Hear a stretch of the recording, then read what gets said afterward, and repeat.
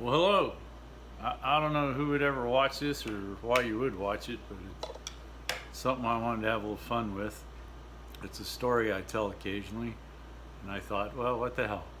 I made a YouTube channel for the hell of it, and every once in a while I put something on there. Today I'm going to talk about my version of the history of revolvers, so it should be fun. I couldn't talk about revolvers without making sure that everybody saw the Duke in the background. Their print, hand-drawn print from Seen in True Grit, where he's riding his horse and got his Winchester in one hand, his Colt in the other, and it says, "Fill your hands." You can figure out the rest of the quote. Anyway, so now that you've seen that, I'll angle this back down just a little bit so we can talk about guns, because that's what I like to talk about. And this is first stuff I like to talk about. For the first thing I would want to say, we're handling firearms. All guns are loaded. Never point the muzzle at anything you're not willing to destroy. Keep your finger off the trigger until your sights are on target and you're ready to shoot. And be sure of your target and what's beyond. Those are the 4 universal safety rules, 4 universal rules of gun handling. Take them to heart. Remember them anytime you're handling firearms, period. All right, that being said, so what I was going to go into, and I tell this story once in a while, and sometimes it just like bores people to tears, so I'm just going to tell it to the recording here, and then I'm going to put it on my YouTube channel that has whole like 11 followers, so if you actually know where that is, you already know me. Okay, I like to talk about kind of the history of the modern revolver, according to me. So you fact check anything you want. I'm pretty close. I've looked at some other sources when I tell it. Everybody adds their own spin. So do I. So let's talk about the Colt Patterson revolver. I don't have a copy of a Colt Patterson revolver. Colt made the first viable working revolver in about 1835, and he started selling it 1836. It was called the 1836 Colt Patterson revolver. It's made in Patterson, New Jersey, is where his factory was. So it was the first good viable revolver. And so revolvers, so like we'll talk about this one, but this gets us within about 20 years of the Patterson, maybe like 15. Okay, so and I'll tell you exactly what that is as we move along to them, right? Because in the Wild West they would have had to have 2, because these kind of guns weren't real easy to load. This is not a Patterson. These are replicas of the 1851 Navy Colt. So these came out in 1851. All right. So, but they give you a fairly decent idea of what I'm talking about, because these are cap and ball pistols. All right. These were very, very popular handgun when they came out. The Patterson was a little earlier, so this is some of the differences. Like the Patterson didn't have an exposed trigger guard, all right, but it kind of worked the same way. Also, it didn't have this is a loading lever under the barrel that locks forward. Patterson didn't have one of those either. The Patterson, you actually had to take this, it had a similar lug, and you had to take that lug out and remove the barrel and then take off the cylinder and load the cylinder. Now if you're looking at these cylinders, right, these are cap and ball cylinders. I would load powder, right, cock the hammer to half cock so it releases it to spin, and then you would load powder in each of the charge holes, in each of the cylinder holes, and on top of that you would load a ball, a patch in a ball, right, to get a good snug fit to build up pressure. And then on top of that they put some kind of grease, right? And the reason for the grease was so that you didn't set off all the charge holes at the same time when stuff came running out the barrel. Okay, and then once they had all the charge holes, like this is a 6-shooter, all right, the original Pattersons were, I believe, 5-shot. They were about a 33 or 35 caliber, so they weren't a real big caliber. This is called a 36 caliber, which is pretty close to the size of the ball. I think it's .36, which is measured in inches, which is the decimal place, right? So it's .36 of an inch. Anyway, so it operated very similar to this, okay? After you loaded the charge holes, while still on half cock with the cylinder free, you had to place a cap on the nipples back here, and the cap acted as what we would think of as an early primer, right? And that's what made those things go bang. All right, so Colt made his Patterson in 1836, and he couldn't really find a market for it. It was the first good, workable, viable revolver, but nobody wanted it. They were kind of delicate. They were kind of long. They probably at the time, for the time period, were probably a little expensive. So he didn't do well. He actually lost his factory in Patterson, New Jersey, and went out of business. And I don't remember the number of Pattersons that was actually made. It wasn't a lot. It wasn't a lot. So if somebody has an original Colt Patterson, they're pretty rare. They're pretty rare, and they're pretty valuable. There's a lot of replicas. You can get a replica today, just like these. These are replicas. Okay, these are not originals at all. They're just copies. But you can get good, viable copies. They're pretty cool, right? I have two of them. Right. This one actually has, they would have called a Navy revolver, not because the Navy bought them, but because it had a naval battle engraved on the cylinder. You see this one's got a smooth cylinder. This one was actually built many years ago by my father out of a kit. Right, this one was purchased, a replica, and I want to say late 70s, early 80s. Right, I think it's an Army San Marco. It's made in Italy. I'm not sure which kit this was. The Italians make some great copies of original Western 19th century firearms of all kinds. But anyway, so we're moving forward.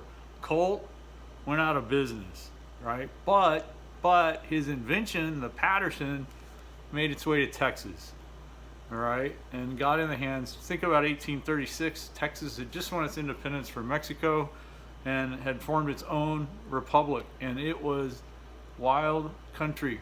Not too far here, I live near Hearne, Texas, between Hearne and Bryan, Texas, and not too far from here, between here and Mejia, was a place called Fort Parker. Okay, Fort Parker was a settlement, a family, the Parker family. They came like all the way from Pennsylvania, their whole family, and they had some land grants, and they built some land. They actually were part of the Texas War for Independence. Okay, so this goes way back. There was nothing here. Nacogdoches, Texas was the furthest west there was any real settlement in this area. Don't get me wrong, some of the settlements south of here, San Antonio is probably the biggest settlement when this part of the country belonged to Mexico. But it was a military fort. They weren't just cities, right? They were forts because they had to protect themselves, and their biggest threat was the Comanches. And the Comanches ruled Texas. They ruled Texas and Oklahoma and New Mexico, and ranged way north. And I would recommend a book to you if you're very interested. It's called Empire of the Summer Moon, and it's all about the Comanches in Texas. So they were very good horsemen. They grew up on the back of a horse. They could shoot a bow from a horse, some crazy number of arrows from horseback on the run, so like 10, and guns at the time were not even these. These were a little more technologically advanced. These came along later. Guns at the time were single shots, all of them. Rifles were muzzle loaders. You could fire one time, and then a good practiced frontiersman could probably load a couple rounds a minute, maybe right? One a minute, because you had to load the muzzle, and you had to tamp down the powder, and you had to put in a ball, and you had to tamp down the ball, and they probably had flintlocks, and flintlocks you'd have to charge it to set it off. Later they had percussion guns that they capped, and that made them a little faster, but single shot. So the Indians, the Comanche Indians, could ride up, stay at the edge of gun range, settlers fire off a shot, and the Indians attacked. And the Indians attacked, and they were brutal. They were very brutal people, because it was a brutal world. You have no idea. There was no civilization. We have never experienced anything like that. So, extremely brutal life. No stores, no nothing. You farmed it, you made it, you looked out for the Comanches, because they were probably coming. They had a huge range. They followed the buffalo, and they just kept moving. And they were mean. They were mean to other Indians. They were mean to whoever. How they worked. Their wealth was horses and slaves. So, again, if you haven't read the book. So, I tell you all that they were the most feared people in all of Texas at that time, from the 1830s until the late 1860s, 1870s, right? They ran the plains. So they were a very formidable enemy, right? And so the Rangers were formed when Stephen F. Austin came to Texas, right? He formed a band of Rangers. Now, they weren't a permanent band, and they were more like a paramilitary. They were more of a military group with a military structure. So they were frontiersmen that volunteered, and when they weren't out fighting the Comanches or some other source, they were, farming and trapping and doing whatever the heck they could to make a living. So there was no permanent protection. There was no law. There was only, survival. So you had to be ready at all times to battle whatever the elements were. So the Comanches ruled the plains, and with their horsemanship and their bows, they dominated the settlers. So in 1836, near here, I mentioned Fort Parker. Fort Parker again was a family fort. The Parker family moved out here in the early 1830s, and their whole family came, and they had a couple of land grants, I think, and then they bought other land, so they had a big parcel of land. And again, it was between here and what we now know as Mejia off of I-45. So and it's a state, right now it's a state park area, old Fort Parker, so you can still go to that area. I've driven by it a couple times. I'm not sure what's out there, but need to go visit. So anyway, Fort Parker was the scene of one early attack of the Comanches. They rode up to the fort, and the men were out in the field farming. The women, well, everybody farmed, everybody worked all day long, but they attacked. They killed everybody. They would kill all adults. Sometimes they would capture the women, but they killed the men. They raped them, killed the women. And then they would, if the children were of the right age, they would take them with them, and that's usually adolescents. They would not take infants. They would kill the infants. So they would take children from that could already care for themselves a little bit, that would have been anywhere from 6 to 12 years old. Because after that, especially if they were male, they consider them a threat, and they just kill them, right? So they took some of them, and one of the famous captives from Fort Parker was Cynthia Ann Parker, who was later the mother of the last real chief of the Comanches, Quanah Parker. Quanah lived into the 20th century, so that's good reading. But I tell you that when we're talking about revolvers, because Sam Colt's Pattersons made it to Texas, and Captain Jack Hayes, I think, got a hold of a couple, and he actually had a standoff with the Comanches at a place called Enchanted Rock. I think they actually had a couple battles there, but this was the first one where Captain Jack was able to hold off the Comanches, and he did it with his Patterson revolvers. Right, so it was a big shock to the attackers when this guy didn't have to stop to reload. He had 2 of these things, so he had 10 shots he could make without reload. So now he's got like, you know, magic gun, and it was the first instance of actually beating the Comanches. Just think about how people fought. The Comanches fought on horseback, and that's not how Europeans fought. That's not how any of them were trained to fight. All the people that came west, if they rode a horse, they rode it to battle, and then they got off the horse and fought. The Comanche never got off the horse to fight. He charged right into battle on the back of the horse, shooting his arrows as he went through, and turn around and come back, shoot their arrows till they're gone, and then keep riding.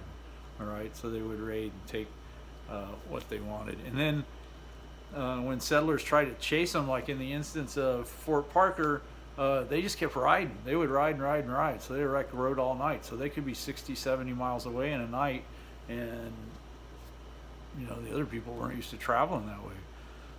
So it took some learning, and the Texas Rangers kind of started to adopt those tactics to fight back to the Comanches. But they got a hold of the Colt Patterson pistol, and it was the first time that they stood on even ground battling the Comanches. And so that they couldn't get enough of them, and so they like went searching out Sam Colt. So a few years later, in the 1840s, Captain Samuel Walker was in Washington, D.C., and you got to think, so we're talking almost getting close to 10 years later, they really wanted some more of these guns.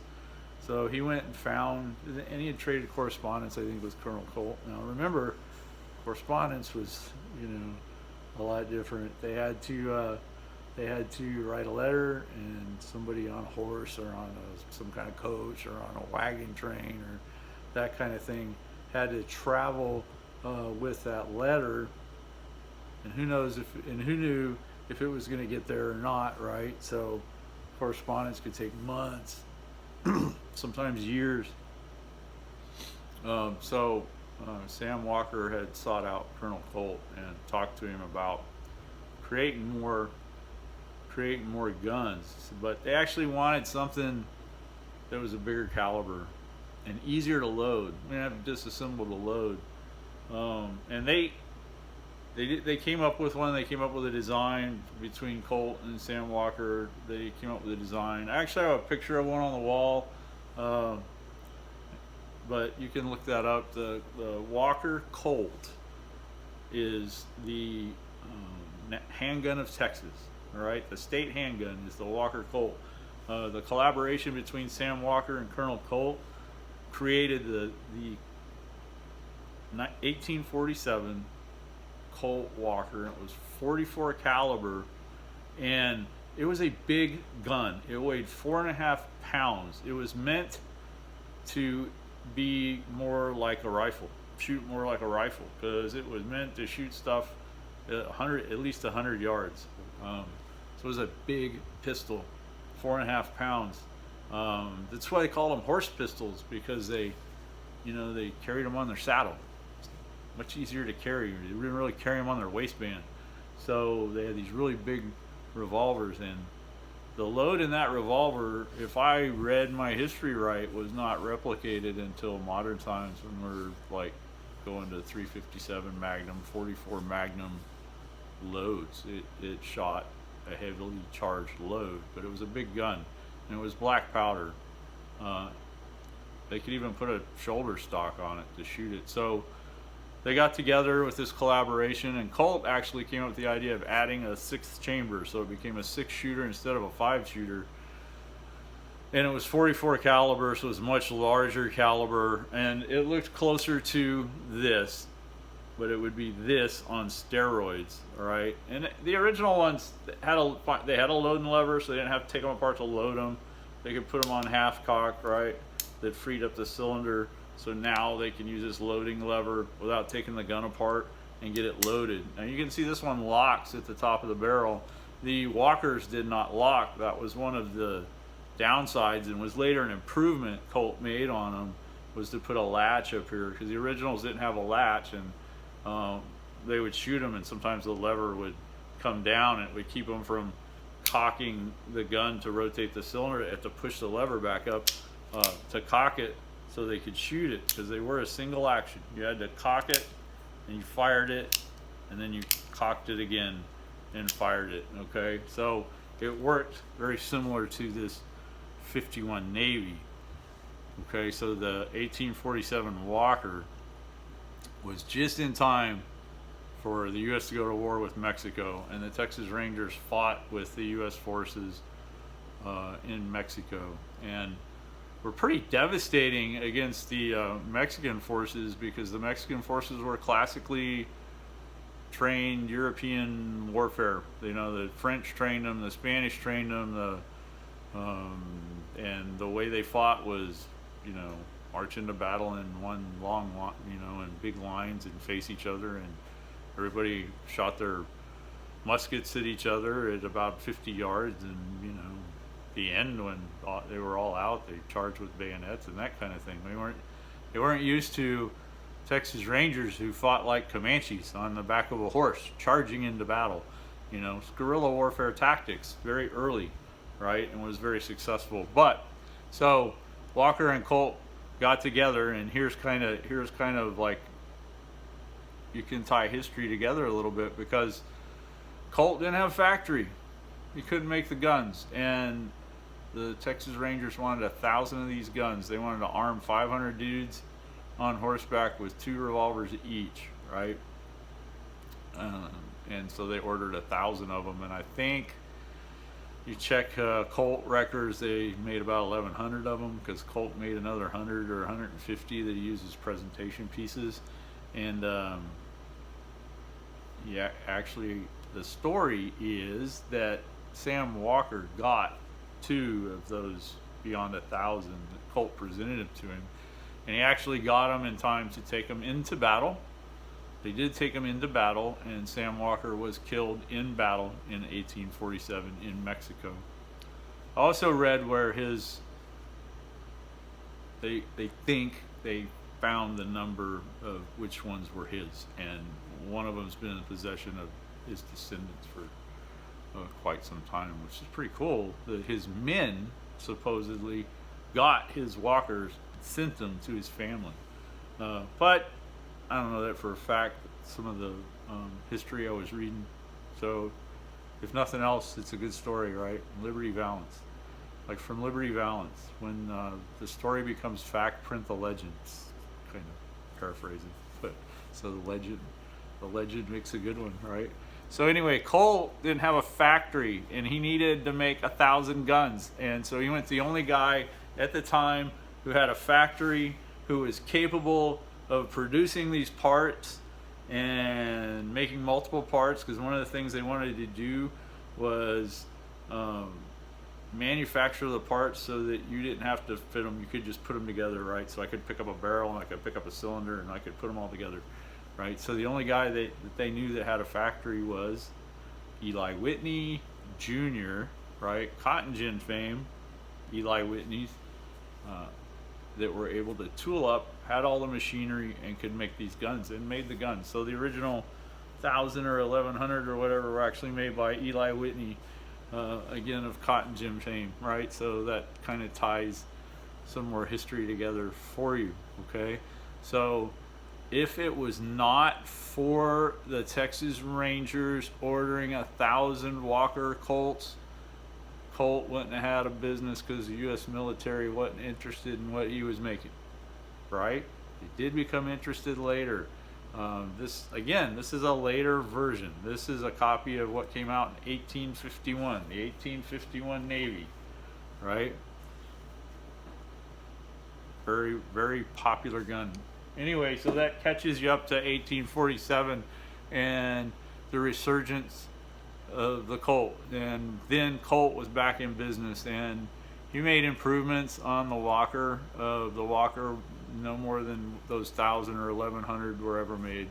They went on to make the first, second, and third model Dragoons. they were big 44s. They did a little bit of improvements to each of them, like add loading latches, etc. And you would just have to look up the history of the Walker and the Dragoon. It also led, like, they made some smaller ones even prior to this. One of the most popular that they made was a small, I think about a 33 caliber sized down revolver. It was extremely popular in 1849 because if you remember what was happening in 1848 after the war with Mexico, 1849, gold was discovered in California, and it started the California Gold Rush, and Colt's 1849 pocket revolver was in the pockets of many a prospector as they went west. Okay, and then so he still working on upgrading. This was a smaller caliber than the 44, so it was a lot sleeker, lighter, easier to carry gun. And these are where you started seeing belt guns, right? This became a very popular revolver, the 51 Navy, right? And you had, right, and most people would buy two of them, buy two revolvers, because they were still very cumbersome to load. So you had two, so you could shoot one and then draw the other one and shoot the other one. Rarely, I doubt that they shot them both at the same time, okay? They carried them in belts or in their sash, tucked in their belts, so that they could yank them out when they need them and go to work. These are guns like these are what Wild Bill Hickok carried until the day he died. 51 Navies in a sash, butts forward. Just like that, right? 51 Navies, okay? So that catches you up to that point a little bit. So we had a 1836, the Patterson. Colt went out of business. The Texas Rangers arguably put him back in business. That's right. Historical fact. They ordered 1,000 guns, and he had to. And after that sale, he built a new factory in Hartford, Connecticut. Still there. Okay, and then as you move up the line, one of the things that happened a little later was the self-contained cartridge was probably one of the biggest breakthroughs in firearms technology that came along, and you started seeing those late 1850s, I think, into early 1860. Not that I have one out or to look at, but about 1860, the self-contained cartridge became very popular. These were cap and ball. They were still highly subject to weather conditions. If you got your powder wet, gun wasn't going to work. All right. Also, it was something to note was the majority of people only loaded 5 of these cylinders, and then they would put the hammer down on an empty cylinder, or they would load 6 cylinders but only cap 5, right? Because if you look at it, the hammer rests right on the cap, where the cap would be, right on the nipple. So something smacked this, right, or it fell, boom, gun went off, right? So they tended to load 5 and not 6. So these you could load all 6, but only cap 5 of the nipples, so that if you needed that 6th one, all you had to do was half cock it, turn it to that empty nipple, and cap it, and then you're ready to shoot. Okay. And again, these were black powder, so they made quite a lot of smoke. A lot of smoke, right? Set stuff on fire. That's probably where we get that from. You think about those. Flash in the pan came from flintlocks. You loaded a pan with powder and flash. Sometimes they went off, sometimes they didn't. If they didn't go off, they said, well, I had a flash in the pan. All right, so this is kind of firearms related stuff. But back to the self-contained cartridge. All right, self-contained cartridges are what we know today go in firearms, right? Here's a sample of one. This is a fairly large handgun caliber 45 Colt. Okay, so the self-contained cartridge came along, and you no longer needed much more reliable, faster to load than cap and ball. Really, the first viable, usable guns with them were rifles. There was a company called Volcanic Arms that was experimenting with these in a lever action, right? And they made some lever action handguns and some early lever action rifles in the late 1850s. The concept wasn't really catching on at the time. They got bought out. They went out of business. Their plans and designs got bought out by another guy. He's actually a shirt maker. His name was Oliver Winchester, right? Winchester bought the Volcanic Arms Company, and if I remember right, Smith and Wesson actually owned Volcanic Arms prior to becoming known as Smith and Wesson, but you can check me on that one. I'm not 100%. So this guy, Oliver Winchester, buys his company, but he's a little worried about putting his name on it. So he hires a man to shore up the design of the lever action gun, and his name was Henry. And in 1860 they started marketing the Henry rifle. And the Henry rifle held 14 rounds of 44 rimfire ammunition. All right, so it was a rimfire. We hadn't gotten to the center fire cartridge yet. Rimfire means they struck the rim. If you're familiar with 22 long rifle is rimfire. They made a lot of rimfire guns then. They weren't real high caliber, but the thing about it was the first really viable repeating rifle. So we could load 14 rounds in that. Some of those, there's 1860, so some of those saw action in the Civil War. They were never purchased by the U.S. military, but if you remember, the military at the time wasn't very large, and people could start their own unit. So if you study Civil War history at all, you know there was many different units. Now they had opposing sides, but a town or a community or county could form a military unit if they could afford it, and then they could volunteer and join whichever side they were going to join. So some of those units purchased those Henry rifles. People in the north mostly could get hold of them because they were manufactured in the north where Winchester had his factory. Seems like everybody was like in the area of Connecticut or Massachusetts or somewhere building firearms, right? So they bought the Henrys. The Henrys were effective. They're kind of an anemic caliber, but who wants to get shot with any caliber, right? And you know, medicine at the time wasn't great either, so they were very effective. You didn't want to get shot and get an infection, right? You might not die from the shot, but you died later from the infection, or when they were cutting your leg off because you got shot in the leg. Anyway, so some of the people in the north purchased these Henry rifles and took them to war, and they could shoot 14 rounds without reloading, right? Moving us up the technological chain for repeating arms. Okay, 14 rounds. So they were called, the Southerners called them that damn Yankee rifle that you could load on Sunday and shoot all week.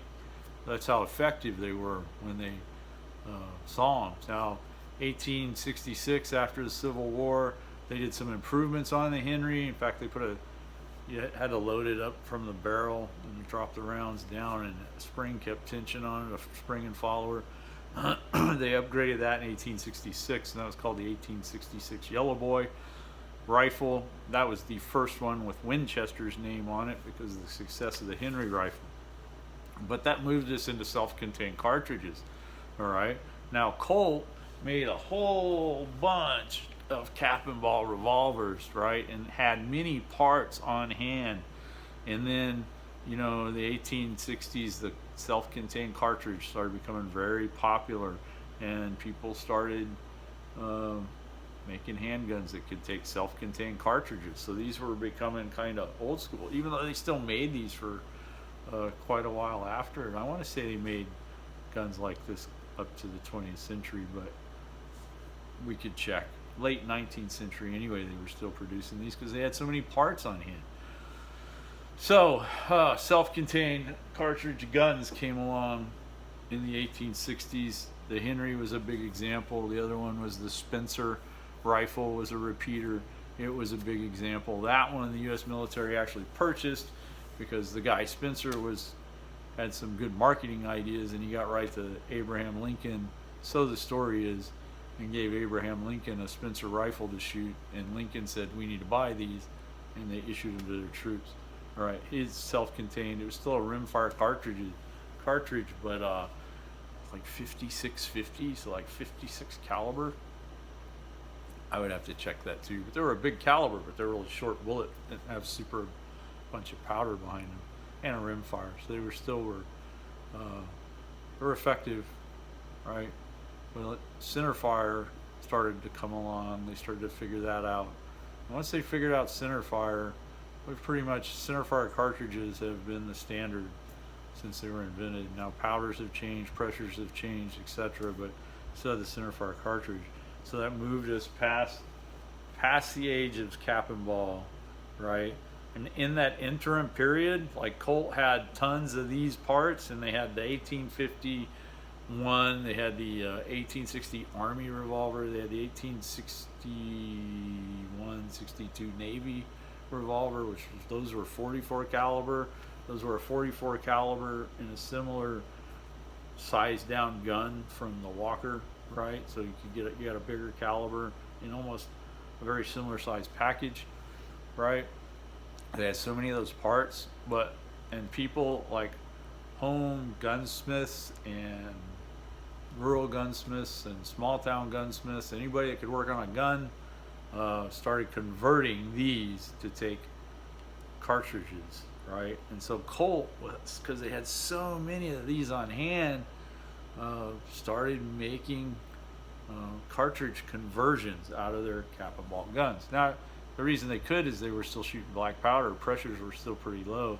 The weakness in these guns is up here. They didn't have a top strap. Other manufacturers like Remington build them with a top strap. Super strong guns, right? And their design handled full-on center fire cartridges. Colt was a little bit behind. And the story, if I got it right, was the bored through cylinder was patented, and they couldn't build a gun with a bored through cylinder. They could take their cap and ball cylinders and cut the backs of them off, right, to expose those holes where they could convert them to handle cartridges. So they had the Richards Mason conversions that were very popular, and they sold them for a long time because they had so many parts. It wasn't until 1872 that Colt built their first cartridge revolver, and that was the 72 open top. It was on a 44 Army frame, not the Navy. They did make Navy conversions, but the first cartridge gun built from the ground up by them was the 72 open top revolver, and that didn't last long because in 1873 they came out with the one that they've been known they're probably two guns that they're probably most famous for, that we'll talk about. But we got to talk a little bit too about Smith & Wesson, because Smith & Wesson were the people that held the patent on the bored through cylinder. So they were making cartridge guns very early. And I have one that I'm not sure of the year of manufacture, right? I think it's a number 1 revolver, number 1 model, right? Because they came in different configurations and calibers. I would have to check it again. It's hard for me to read. This is what it looked like, right? This is in 22 short rimfire gun, right? They were very popular little pocket pistols. It's an interesting design. It's a cartridge gun. It's not a cap and ball like we were looking at earlier, but it's a pretty interesting design. This is an early gun. This is a 19th century gun that was given to me by a family friend whose grandfather owned it, I think, and they didn't want it. So I'm like, oh, cool, that's awesome. It's my kind of present, right? So this is interesting because this breaks at the bottom of the frame and rotates up. You have to take the cylinder out, right? You take the cylinder out to load it, and then, you know, set it back. And again, it's single action, so it had to be cocked to be fired each time, right? So isn't that cool, right? So this kind of thing was kind of kicking Colt's ass because they couldn't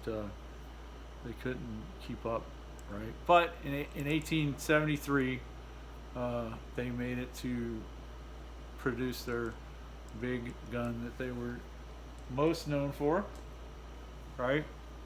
Which was the 1873 single action Army. Looked something like this, okay? This is a much later model, all right? This is a third generation gun. The first generation of them, they made them from 1873 to right before World War II. They stopped making them, right? And then after World War II, sometime after World War II, they started making them again. That would be the second generation. They made those up until, I want to say, the late 1960s. Somebody could correct me on all of that, right? I don't know the dates, but they stopped making the second generation, I guess because they didn't feel like they were selling a lot of them. But then they came back with them in the 70s. Third generation, right? This is actually a 1980,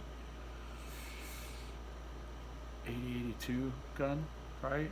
Okay. They were 7.5 inch barreled. The Cavalry Guns were 7.5 inch barreled. They sold them to the U.S. military. They had single, instead of these hard rubber stocks, they had, you know, one piece wooden stocks. Very pretty gun. They were black powder frame, so you could tell they had a bigger, they call it a bullseye ejector rods, right? So here's the ejector rod on this gun, right? And then, right, you always check. Okay, so bullseye ejector rod. So they had a bigger ejector rod, and they had a screw in the front of it, and that's how you could tell it was black powder frame. The screw, you could actually take the screw out to remove the cylinder. This is a later change in the design, right, where this just uses a cross pin, a cross bolt kind of deal that you can press, and I can pull out the cylinder pin, disassemble the gun very easily. These were an extremely popular gun. They came in the famous, like I was showing you earlier, the 45 Colt round. They were a big bullet. They were very effective and very popular, and you didn't have to do a lot of maintenance on them. All right, they were pretty rugged. They were a pretty rugged gun, but they came in the early configurations were like this 7.5 inch barrel. Okay, later when they got a little more commercialized selling them, you could order them in any configuration you could pay for, right? You have to think about all those guns, all the parts were put together, and they would take them and they would hand fit them, right? And then they were hand fitted by craftsmen, but if you wanted special order, they would make it for you. So some dudes were thinking like, well, it'd be a lot cooler a few years later if you chop the barrel off. So it went through different iterations. I don't have the one in the middle. I have a 7.5 inch, right? 7.5 inch is what the original barrel length. They also cut them to 5.5 inches later, so they cut 2 inches off the barrel. And later you have the, I think these are like 4 3/4, where they just cut them off even with the ejector rod. This was probably the most popular size gun they ever made with them. And these are both 45 Colt. All right, they shoot those big rounds. This is famous because of probably from the 1920s through, you know, whenever they made westerns. All you ever saw, especially in the 1950s, western movies, was the Colt single action revolver. You'd have thought this was the only revolver ever made. I mean, even like time periods, they didn't even care in movies about time periods. You saw these, and we can talk about rifles later, but you saw a certain model of rifle that you saw that's the only two guns they ever carried in the 19th century selling in the West, right? Not true, but they were extremely popular firearms, and they kind of made Colt's name. Now, one thing to remember was Sam Colt never saw these. Sam Colt died in 1864, before any of these were ever invented. So he knew all about his guns from 1836 until 1864 were all cap and ball guns. The cartridge guns, this model came out in 1873. Now they had some heavy competition from Smith & Wesson, because Smith & Wesson started making bigger gun too. All right, Smith & Wesson started making their number 3 gun was their number 3 model was extremely popular. Okay, now this is a number 3, but it's a Schofield version. Schofield was in the U.S. military, Major Schofield, and there's a barracks named after him, Schofield Barracks. I think it's in Hawaii, right? It's that dude in 1875. He liked the Colts, he liked the pistols, but he liked the Smith & Wesson design better. So the Smith & Wesson number 3s had a latch up here that you pulled back and the frame tipped up. And the nice thing about Smith & Wessons on half-cock was when you worked that lever, it broke open and ejected all the empty casings. Whereas with Colt, so you could reload all 6. 1, 2, 3, 4, 5, 6. Close it back up, cock it, you're ready to shoot. Okay, it was still a single action revolver. Colt, to unload them or to load, you open the loading gate, put it on half cock, right? If I need to load it, now I put one in, I rotate, put one in, I rotate, put one in. When I go to unload the fired casings, right? Open the loading gate, hold it upside down, press the loading lever so it knocks out the empty casing, and I have to do that to each cylinder. So it's a little slow to load and unload, whereas the Smith & Wessons, you could unload them all at once, and then you could just hold it like this and reload it pretty quickly. And Schofield really liked that, especially for a guy on horseback. But his idea was this latch, right? When I put it on half cock, instead of the latch you had to pull and pull forward, I could just thumb it, and I could roll it against my leg and break it open. And when I did that, all the empty casings flew out of it, right? So then a guy on horseback could be holding on to his reins and loading his gun, right? And close it back up and be ready to shoot again. Okay, so Schofield really liked those. So Smith & Wesson made that modification, and the military bought some of them. But here's the problem. The original guns, now this is a replica. It's made by Uberti out of Italy. This particular one was marketed by a company called Navy Arms. I think they're still around, but I've had this gun for better than 20 years. It's a great replica, and it's a replica of the military version, because you can even see the armorer's cartouche on the wooden stock. So it would have been a 7.5 inch barrel with wood stocks, right? Issued out to the troopers, cavalry, and I suppose the infantry too. But when you think of the 19th century, a lot of times you're thinking of the cavalry, but there was lots of infantry. All right, so now they had 2 issue revolvers: the 73 Colt, the 75 Schofield, Smith & Wesson Schofield. All right, they even had they even made a holster so they could carry either gun in a holster. It didn't matter which one. Let's stand by just a second.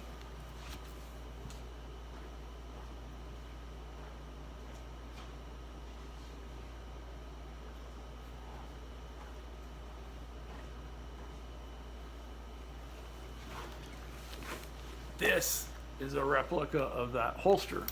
Okay, so this holster and this Prairie Belt, Ruby, my helper. Lay down, girl. Lay down. Lay down. Lay down. All right. So also this was a prairie style belt. Okay. Canvas Prairie Belt. Talk about that in a second. right? I learned some history from a good friend of mine about canvas belts. But so they had this holster, right? This holster could carry a Schofield, right? And in the early style, they carried them on, you know, right side butt forward. Okay, so it could handle the Schofield, and you can see by the, you know, the holes that latch it down.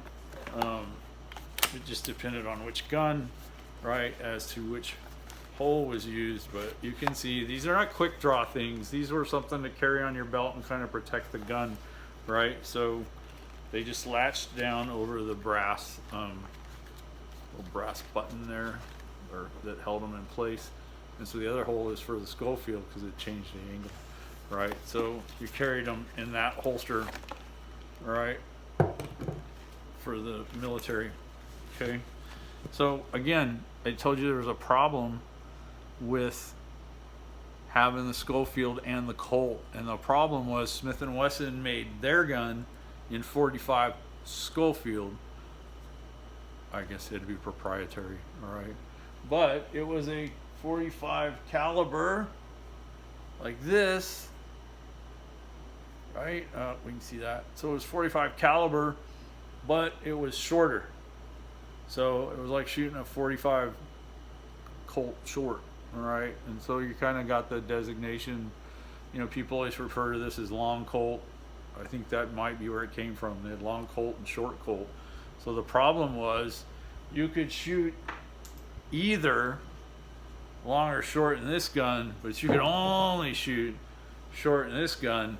And if you've ever been in the military, you know that military supply doesn't always get it right, right? So guys that needed short bullets probably got long bullets.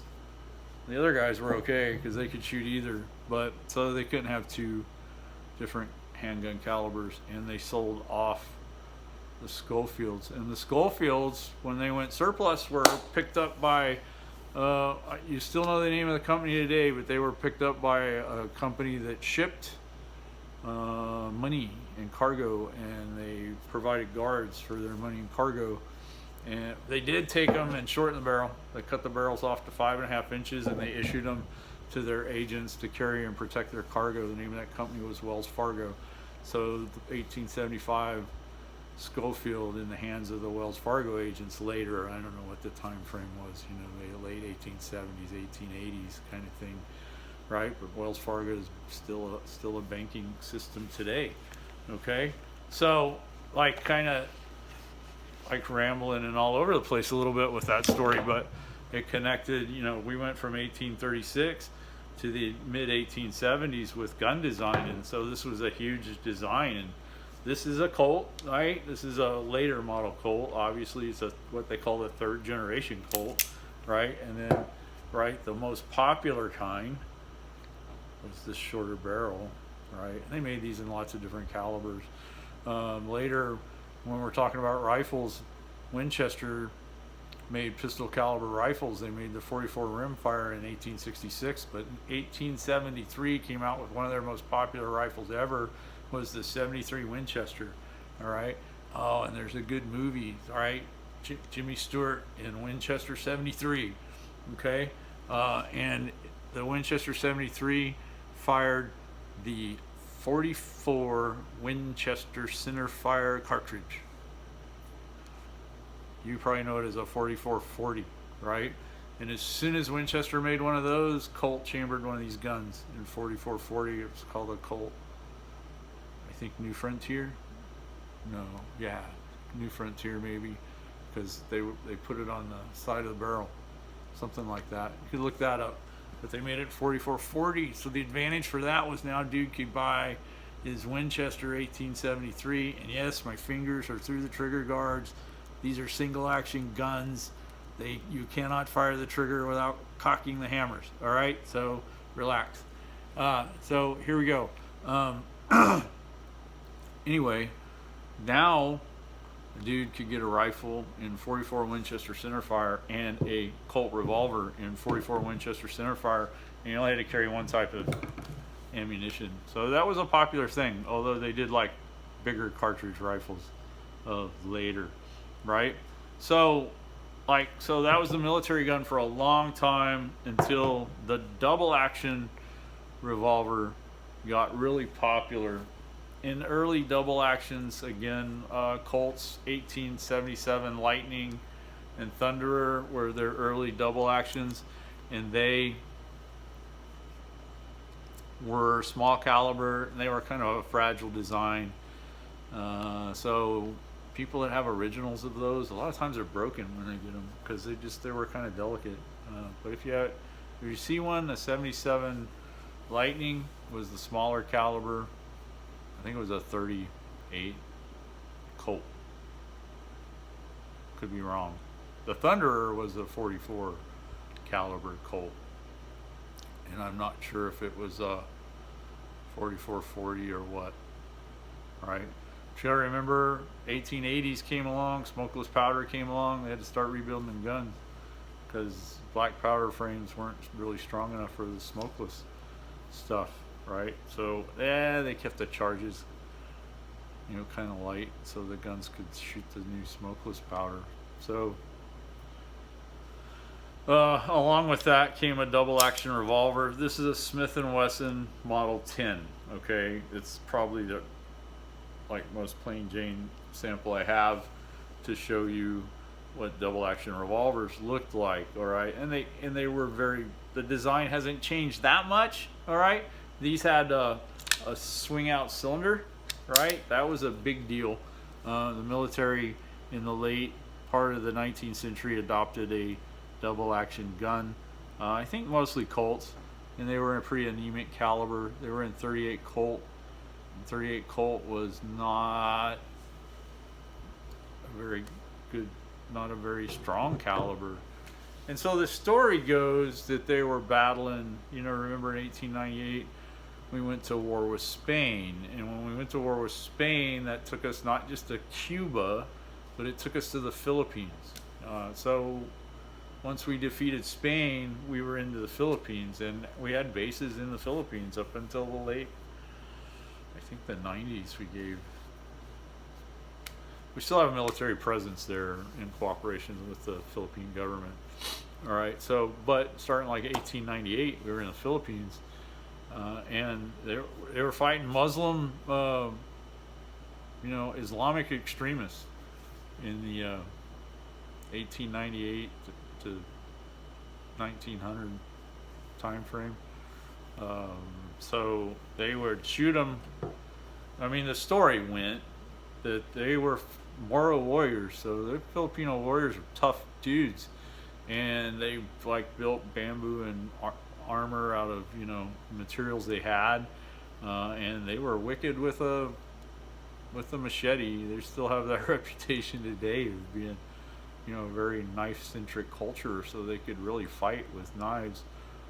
You go way back on them. There's another story, right? Ferdinand Magellan got in a fight with a Filipino warrior and lost. Okay, that's why he didn't make it all the way around the world. All right, he thought he was a swordsman until he met one of them. So as the story went, U.S. forces were fighting Islamic extremists who would get souped up and maybe do drugs and get ready to fight and wear armor, and they shooting them with pea shooters. Didn't seem to bother them. So they dusted off the venerable 45 Colt, and that's the rumor is that's when they trimmed them to 5.5-inch barrels. Okay, and that was called the Colt U.S. artillery model, right? But they went back to the big caliber, the 45 Colt, because it was the most popular, and they didn't have any double actions in the military in that size caliber. All right, so they were trying to bridge that gap. They wanted a bigger caliber. So in the early 1900s, right, Colt was making, in the late 19th century, they were making a very large frame double action revolver. If I remember right, that was called their Alaskan. It was a big gun, really cool looking gun. But in 1909, this came out. This is a Colt New Service, right? You see the lanyard loop on it. Now, this is an old gun that's been refinished. It is not original finish at all, right? And has new stocks on it, but they are, I think, like historically correct looking. Okay, you can see where it's been buffed out and was re-blued. Now the cool thing is it's a cool shooter though, man. It's really smooth, right? And shoots well, and it's in 45 Colt. So this is the Colt new service in 45 Colt. All right, so now we have a really modern double action. It's much easier, faster to shoot. I don't have to cock it for every round like the 73 single action Army. And loading, right now I pull the lever back and push the ejector rod and clean out the empties, and I can load 6 new ones. And the thing about these, where they had a safety mechanism like a transfer bar that now protects the round in the chamber from the firing pin resting on it, so this hammer rebounds a little bit. You shoot it, like if you were to watch real close, you can see the firing pin protrude through when we fire it, but when we let go it pulls it back. So now the firing pin doesn't rest on the cartridge, and you can strike the back of this and it doesn't set the gun off. So now you can carry those 6 rounds, right? So cool. This is a cool gun. And they carried it in a holster like similar to this, right? They were still carrying them strong side butt forward, but later, because a version of this saw action in World War I and in World War II, right? A version of this, not the 45 Colt, but this is a very similar holster to what they would have carried this in right here, all right, except it's built to be carried butt to the rear on the strong side, okay, which made a little more sense to people that fought on foot, not on horseback, I guess. All right, that's cool. Like the history of these still comes into play because they changed them a little later to shoot a different cartridge, and they saw service through 2 world wars, right? So we can talk a little bit about that. This is a long video. If you stuck with me through all this, you can win trivia games, I guess. All right, it's just fun information. It's not, it's pretty close, I think. But you have to remember what was happening in the early part of the 20th century in handgun technology. The semi-automatic handgun was becoming a viable alternative, right? And the military wanted a semi-automatic handgun, and they wanted one that could shoot 45 caliber, right? So that's why that 1909 gun, I didn't even know they existed until I saw that one for sale one day, and I'm like, 1909 and 45 Colt. I gotta look into that, and I just happened to be able to buy it. I mean, I knew that it had been refinished and that kind of thing, but it's still a cool gun. Kind of got some historical significance with the things I've put on here.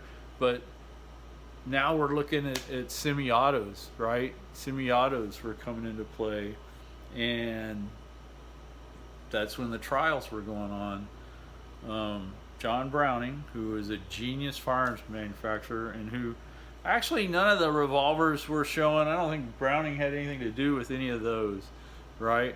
He in the 19th century, he had a lot to do with long guns, rifles and shotguns, and he did designs and work for Winchester, a lot of designs and work for Winchester.